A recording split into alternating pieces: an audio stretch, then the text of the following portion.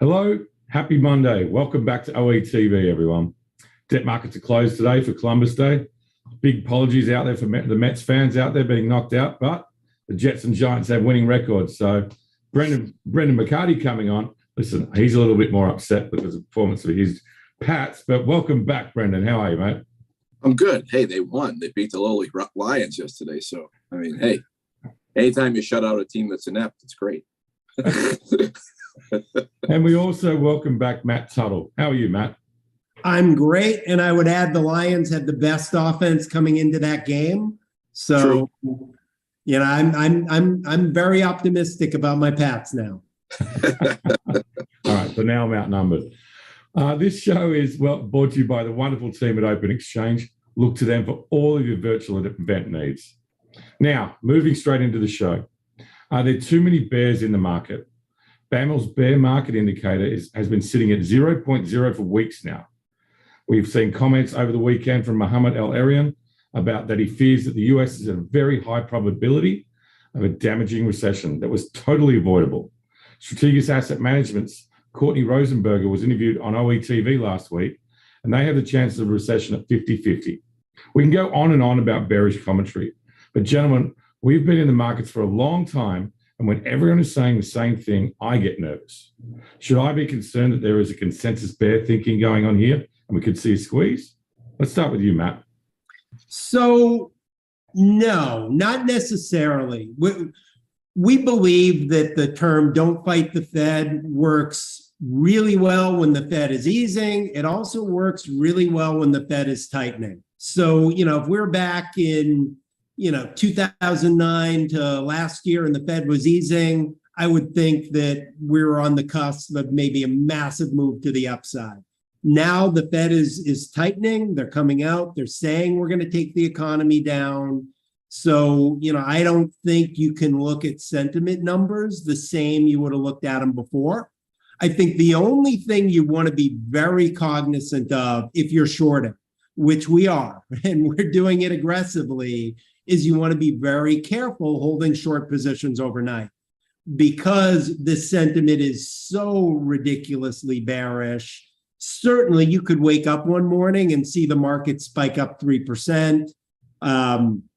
You got CPI and PPI this week, a cooler number. Yeah, you could see the market jump in a day. And certainly, you've got to expect some more kind of actions like we saw from the BOE. Chances are there's somebody else out there having trouble that's going to need a bailout.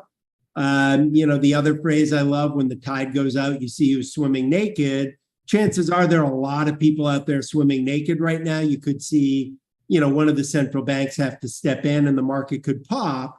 That doesn't change the fact that we're in a bear market. Brendan, I know you might be a little bit of a fan of swimming naked as well. I'm not sure, but what are you thinking about the markets, though? Nobody want to see me swim naked. All right. So one of the things that was interesting about last week, we follow money. That's one of the driving forces. I've been doing it since the day I came into the business. Money goes in the system, you tend to see rising assets. Money comes out of the system, it goes the other way. 7 of the last 8 weeks coming into last week, money was falling out of the system, and guess what? The S&P was down, 13-14%. Last week, though, money actually turned for the first time since early September. The Fed balance sheet actually dropped the most since May, and there was a bunch of it was an interesting week. We thought that maybe the S&P would stabilize. It was the first time that the Friday after our number since May went counter. So basically, every time our Thursday numbers have come out since May, it's kind of time. The Friday has actually followed the market accordingly. So if the money went down, the market fell on Friday. If the money went up, money rose. The markets rose on Friday. This time around, money actually went up on Thursday, but the markets got pummeled on Friday. We are debating. So it is a bear market. It is the Fed is still pushing down. But was there a definite change in risk now? I wonder if investors I wonder if at the end of September they capitulated, and now we're in that permanent phase that you see as an financial advisor, that they're just constantly selling into every rally.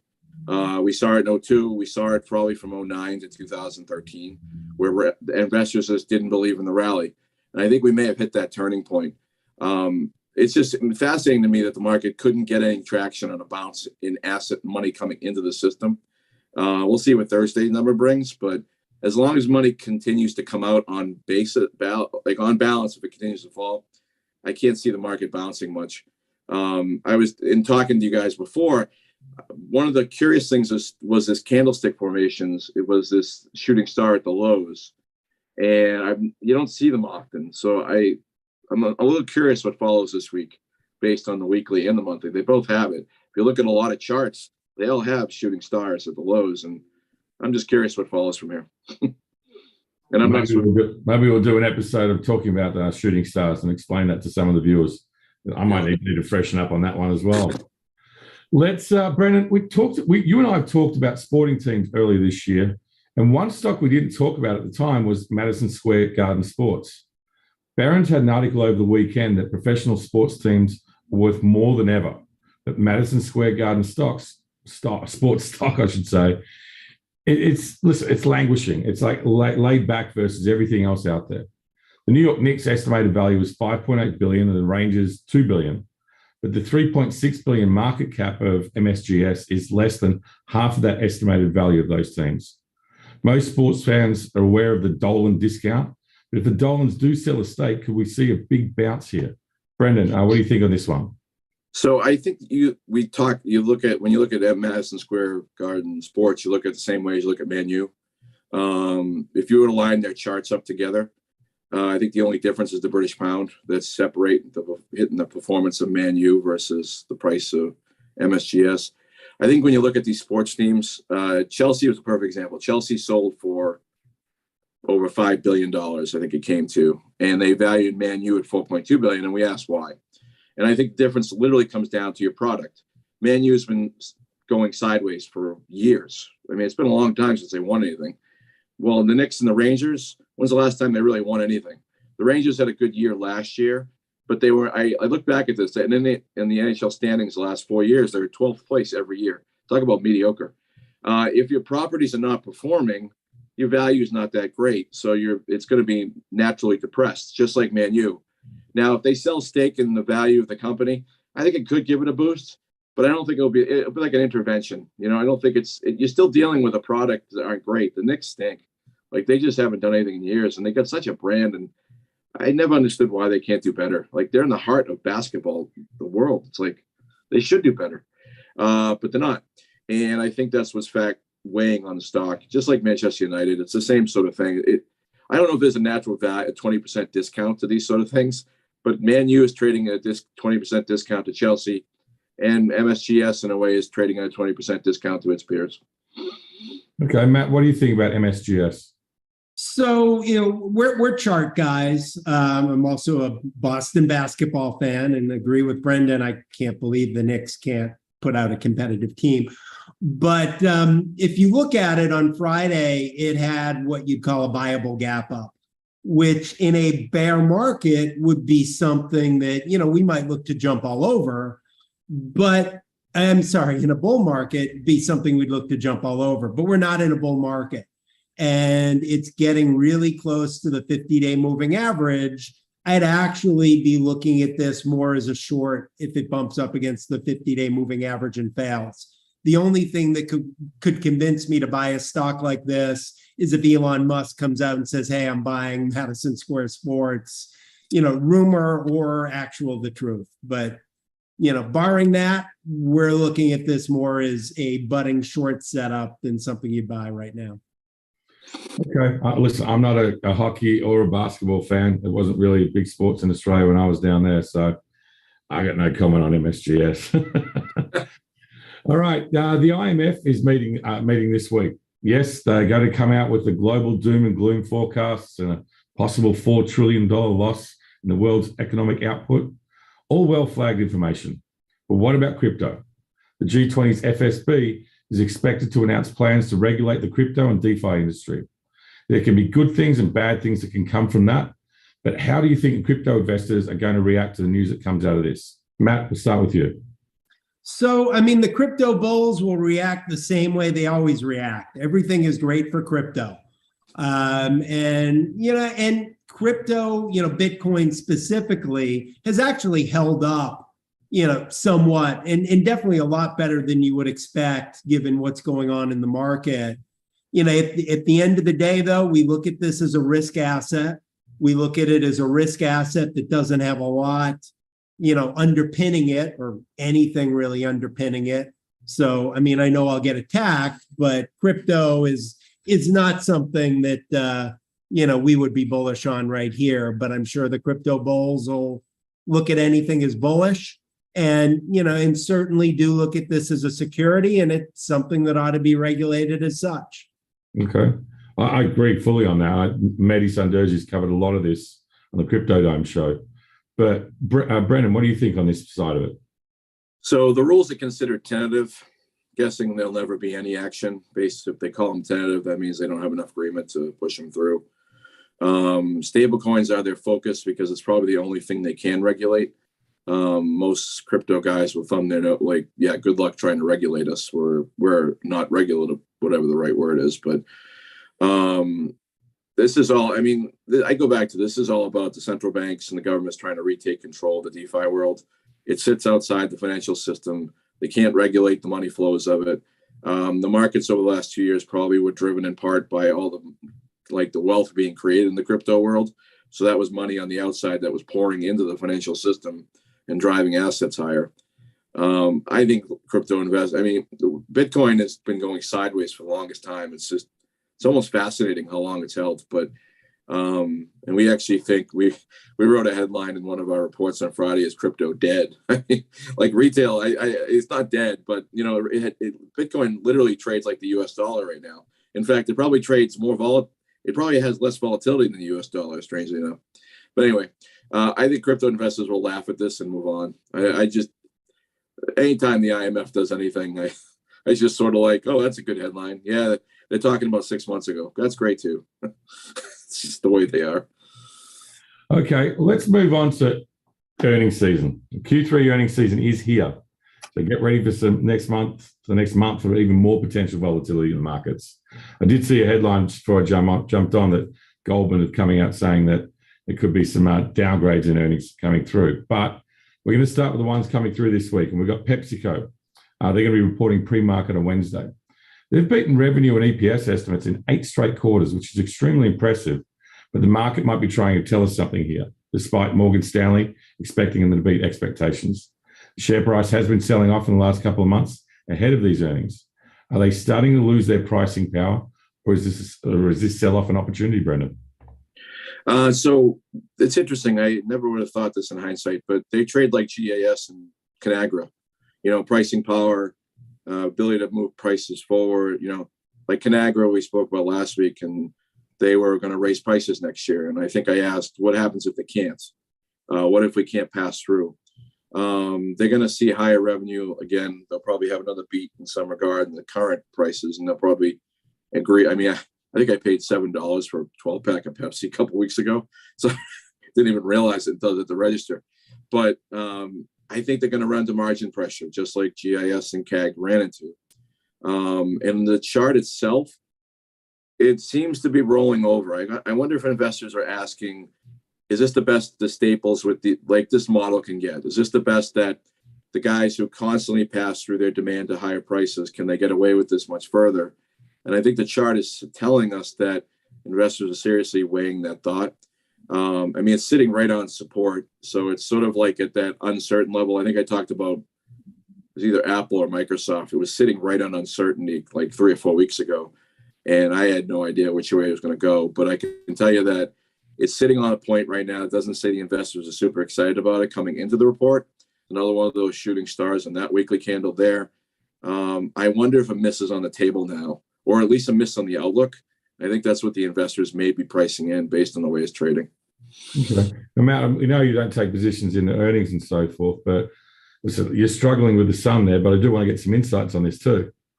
Yeah, so in we don't hold over earnings, but we love the earnings plays because, especially in this market, what we'd be looking for is companies that pop into some sort of resistance, and we'd look to short them. So if you look at Pepsi on a daily chart, it's 6 points away from its 200-day moving average. So if it had any sort of pop on earnings towards that, we'd be looking at Pepsi as a short. The other thing you got to take into consideration, the consumer staples right now are acting differently from the standpoint of you've got all these fully invested portfolio managers who need to buy something. And in a market like this, from time to time, they flock to the consumer staples because a stock like Pepsi isn't going to open up down 20%, whereas, a Roblox or something else might. So, it exacerbates the moves to the upside, but also to the downside. And again, on a daily chart, Pepsi's been on a straight line down. So this is not something we buy, but if it pops up on earnings season, it may be something we'd be interested in shorting. Okay. So Thursday, Delta reports pre-market. Lower fuel prices may have helped for this quarter, but higher ones are just around the corner. Considering the performance of their share price this year and consumers pulling back on spending, maybe this sell-off is priced in at these levels. Could we see a surprise here? Brendan? A couple interesting things on DAL. They're seeing solid demand, which is not a surprise. We've all seen it. But they have capacity constraints. We talked to the cruise lines last week where they were basically giving away tickets, driving their margins down. The airlines don't have to drive their they are raising prices like crazy, as we all know. But they still have that big issue of capacity. Raymond James actually said that they think corporate travel is actually accelerating, which will help revenue to some extent, help margins as well, because we all know that they stranglehold the corporate travel market as well. I wonder if the stock pivoted, like reversed course this week, even when energy prices rose, which actually said to me, I wonder if investors now are starting to see maybe capacity's unwinding. I think I was talking to somebody who said their son was coming out of the Air Force and the airlines were hiring these pilots like crazy to put them on the planes. I wonder if that's helping the capacity side. And if it's helping the capacity side, then that's more revenue against higher margins. So we just talked about Pepsi with shrinking margins, but higher. I wonder, amazing, I'm going to say this. I wonder if Delta is getting more profitable. I can't believe I said that with an airline. But energy prices bounced again. I don't know if it's filtering through to jet fuel prices. I didn't look it up. But I think investors are actually looking for a beat on the upside here. And the chart actually looks better like for a bounce. I wouldn't say a long-term bounce, but it looks like a bounce can happen here. And it can run maybe up to 36, 34, 35 area. Matt, what do you think on Delta? So same deal. The 50-day moving average is about 3 points away. I hope they do have an upside surprise. We'd be looking to short it if it hits that. Oil prices, the path of least resistance right now is higher. Don't fight the Fed, also don't fight OPEC. So, and we believe that not only are we going into a recession, we're already in it. Not a huge fan of anything travel related here. Okay. I'm in the same boat. I think we looked at tickets to go to Florida. I can probably fly to Australia and have a better currency rate down there and have a cheaper trip than just going to Florida. But let's move on to BlackRock. They report Thursday pre-market. Can they beat estimates? Business conditions are tough as we all know, and competition is coming into the ETF space where they rule the world. Vanguard and State Street are making progress on that front, but we're here to talk about their earnings and what we think could happen. Matt, what do you think about BlackRock? So not a huge fan of the financials here. Jim Cramer actually came out on Thursday and was positive on them. So we'll take the other side of that trade.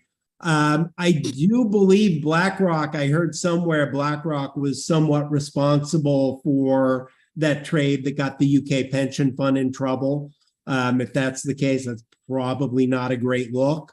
And, if you look at the daily chart of BlackRock, it's got what's called, or sort of, an island reversal, which is an extremely rare chart pattern to see. It's also an extremely bearish chart pattern to see. So yeah, no, not a fan of BlackRock here. Okay, Brendan, what do you think on BlackRock? So in contrast to the chart of Dow, Delta. This one is reversed or moving lower.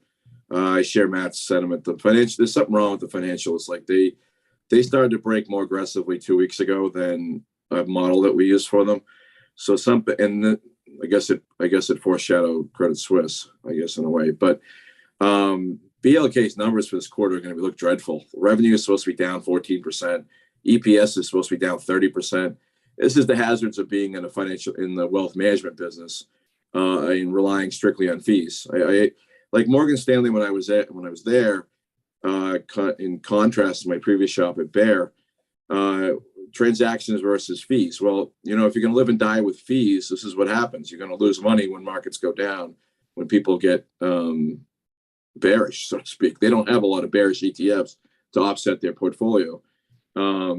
So with performance fees lower and assets falling, their one saving grace is the US ETFs are actually seeing inflows. Strangely enough, it's all outflows globally.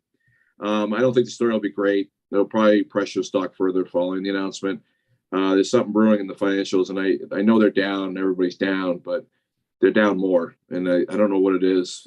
There's something brewing out there. Matt brought it up a little earlier that there's probably some other problems, and I wouldn't be surprised if BlackRock's chart is telling us there's more issues. Okay, and then the last one we're looking more in depth at is reporting on Friday is UnitedHealth Group. While September was a tough market for them, it is refreshing to look at a stock that is in positive territory this year.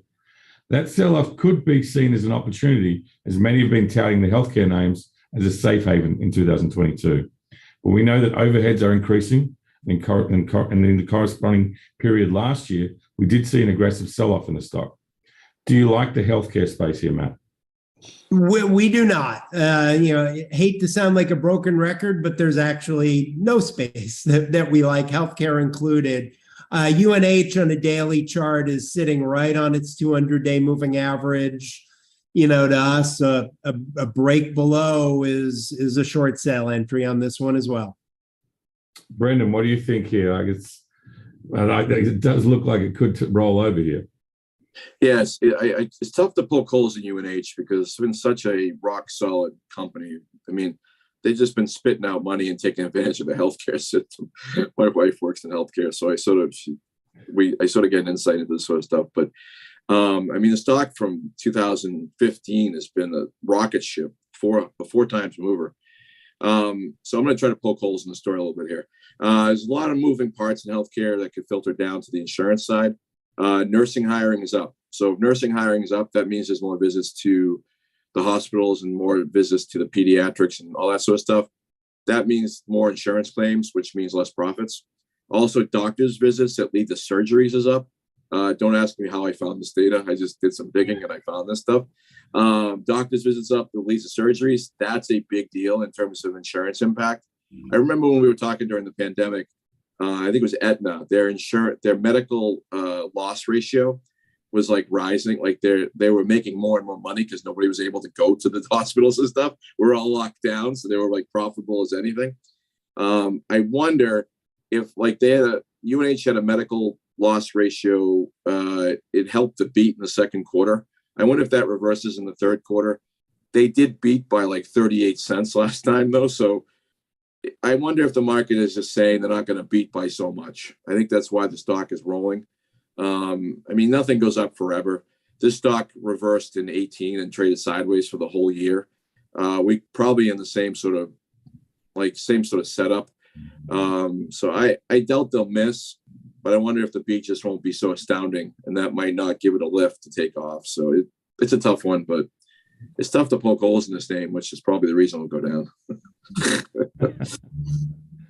All right, let's move on to like it, love it, leave it. There's a focus on earnings this week, and in particular on Thursday, where most of the companies are reporting for the week. Big finance focus as well.